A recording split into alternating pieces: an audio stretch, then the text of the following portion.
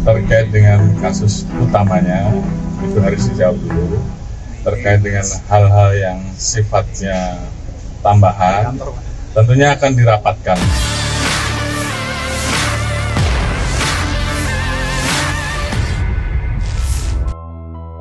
Pemirsa, Kapolri Jenderal Listio Sigit Prabowo turun tangan mengatasi kasus kematian Brigadir Ridal Ali Tommy alias Brigadir RAT. Brigadir RAT, polisi Satuan Polresta Manado, Polda Sulawesi Utara, meninggal dunia di rumah seorang pengusaha di Jakarta. Saat Kapolri turun tangan, sejumlah atasan polisi diperiksa dan kemungkinan menyelidiki kasus tersebut dibuka kembali. Jenderal Listio menyampaikan meski sudah ditutup resmi, tetap ada kemungkinan akan dibuka kembali dan diusut lebih detail.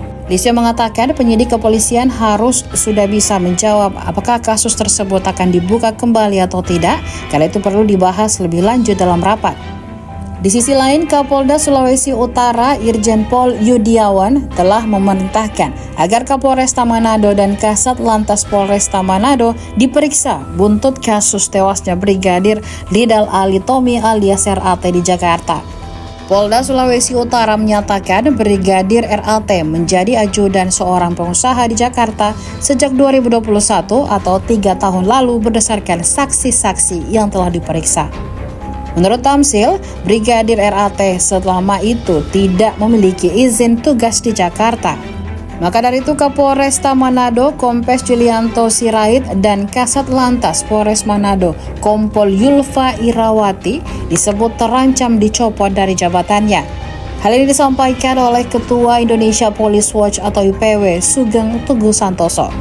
Sugeng juga menilai pemeriksaan oleh Propam Polda Sulawesi Utara terhadap Kombes Julianto dan Kompol Yulfa Irawati tidak berkaitan dengan tewasnya Brigadir RAT di Mampang, Jakarta Selatan. Menurutnya, pemeriksaan kepada mereka hanya soal kode etik sebagai anggota Korps Bayangkara. Download Tribun X sekarang, menghadirkan lokal menjadi Indonesia.